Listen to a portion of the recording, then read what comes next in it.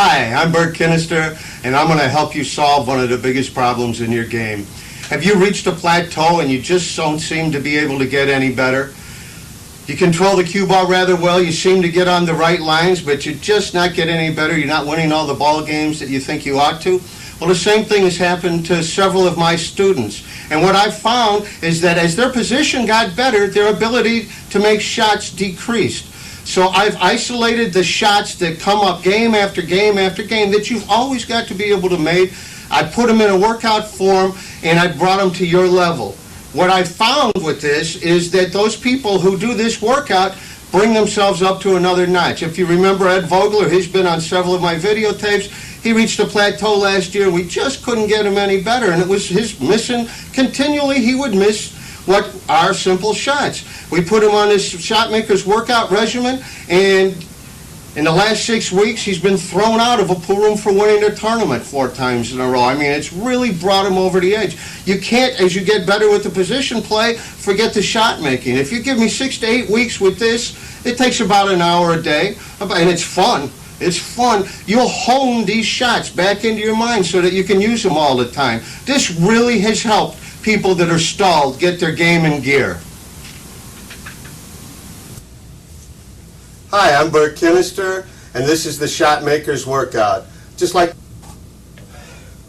the Shotmakers workout is a product of my dealing with students that I get them controlling that cue ball real well, I get them good with patterns, and they're still not getting to the level that I want to see them play at. And what I have found is that as their cue ball control gets better and better, their shot making goes down. I think that's a problem endemic in all of pool. As you get better as a pool player, you seem to get better. You're running more racks. You understand the patterns, and you're having easy shot after easy shot after easy shot, which is of course what you want.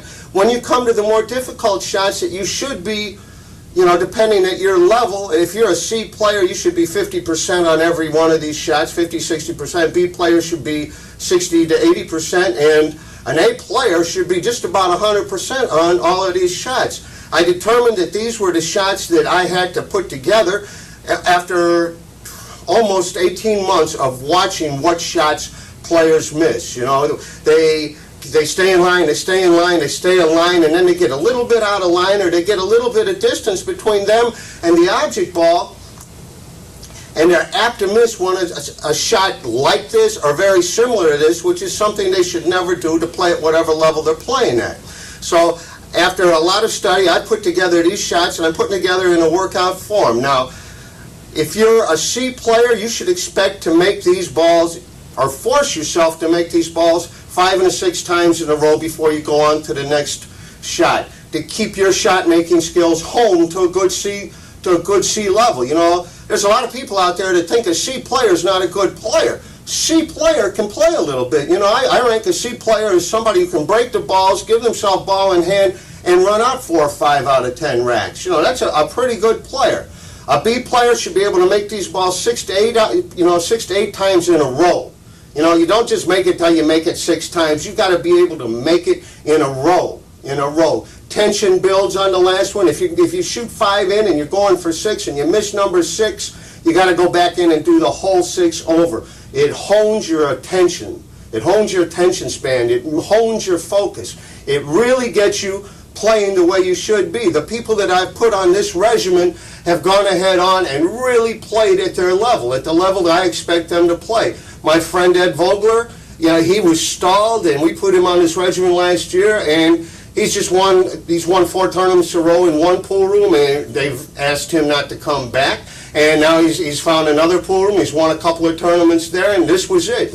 This was the difference. As he got better at controlling the cue ball and understanding the patterns, his shot-making ability went down because he wasn't encountered with enough hard shots in a row. Now, these aren't hard shots. When you see these shots set up, you're going to say, oh, I can make that. Okay, well, I can make that, and then you go on and trot off, and you don't pay any attention to it. Can you make it every time you ought to? That's the key. When it comes up in a game, and you got a little out of line on something or a little bit of distance, and there it is in the game, does that same thing run through your mind? I can make that? Or do you say, oh gee, that's a little farther than I wanted to be, or a little bit more angle than I'd anticipated on, and then all of a sudden there's that, that cold clammy hand grip you by the heart, and you say, oh, this isn't what I want. When you're staying in line and you get a little out of line or a little bit of distance, that fear of the shot comes up, and these are all shots that cause that fear. Once you've got fear in your heart and fear in your mind, fear in your body, everything else gets real tough. Then you'll find yourself focusing so hard on this shot that should be routine for you that you're not controlling the cue ball anymore. So what we're going to get started with here in a few seconds is the Shotmakers workout. There's 1, 2, 3, 4, 5, 6. I think only 7 shots here. You do what I tell you, and this is about 4 weeks to 6 weeks of 4 or 5 times a week until you're hitting them good. You'll know when you start hitting these balls good, when they are routine for you at whatever level you're playing. And then, if you've got the table at home or you go out there, once a week, twice a week, these shots become routine. It's like another day at the office. When you start seeing these shots in a very workmanlike way, as though it is another day at the office, then you're on your way to being a player. When you see something like these come up, you don't want any little apple rising in your throat with fear tagged onto the end of it. You want to, this is just another day of work. This is just another day of work. You drill them, daddy, and you go on home and get the cash. I'll be back in a second. We'll set up this first shot and we'll get going here. This is the first shot, and here's what I want you to do. You set an object ball, an inch, inch and a half, up to 2 inches off the rail. It doesn't have to be, it's not written in stone, right in this area every time. Now, if you consider yourself a C player, you pick a number. You pick 5 or you pick 6 to get started, and we're going to want you to pocket this ball in the corner pocket that many times in a row. If you pocket 3 and miss, you start back down at 0. Now, if you're a B player, you pick a number, 6, 7, 8. The higher the number, the better the player you're going to be. If you consider yourself an A player, you pick 10.